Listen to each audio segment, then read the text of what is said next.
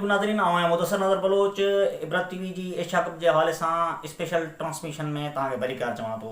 अॼु एशिया कप जे top four मरहले में पाकिस्तान ऐं भारत जो दंगल थियो। बदकिस्मती सां बरसात मैच खे पूरो थियणु ॾिनो, पर इहा ख़ुशख़बरी आहे क्रिकेट शाइक़ीन लाइ त उहो रिज़र्व डे मुक़ररु हुजण करे सुभाणे वरी उहो मैच शुरू थींदो।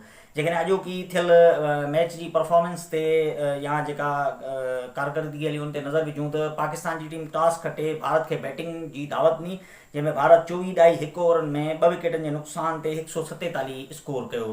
भारतीय कप्तान रोहित शर्मा 56 ऐं शुभमन गिल जेको आहे 58 रन जी इनिंग खेॾी। भारतीय ओपनिंग 121 रन्सूं जोड़ियूं, जेका पोइ शादाब खान ऐं शाहीन शाह अफरीदी हिकु विकेट वठी ॿिन्ही ओपनर्स खे पवेलियन भेड़ो कयो।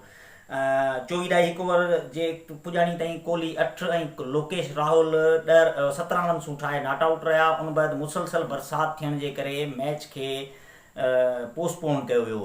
आख़िरी इतलाउनि ताईं जेके रिपोर्टूं आयूं उनमें रेफरी रिज़र्व डे ते मैच खे पोस्टपोन करे छॾियो। हाणे सुभाणे जेको आहे उहो इतां ई मैच शुरू थींदो, यानी माना 24 ओवर खां ई इंडिया पंहिंजी बैटिंग शुरू कंदी सेम टाइम ते, ऐं मैच 50 ओवरनि जो ई हूंदो।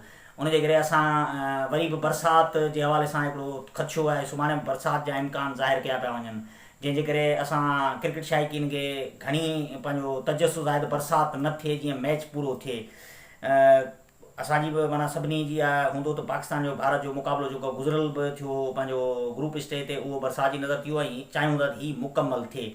बहरहाल कारकर्दगी जे हिसाब सां भारत जी बैटिंग लाइन सुठो बाउंस बैक कयो ऐं पाकिस्तान जी बॉलिंग थोरी जेको आहे उहो मज़े वारी न रही आहे। उमेद आहे कि सुभाणे पाकिस्तान जी बॉलिंग सुठी रहंदी ऐं हिकिड़ो पाकिस्तान जी बॉलिंग बाउंस बैक कंदी।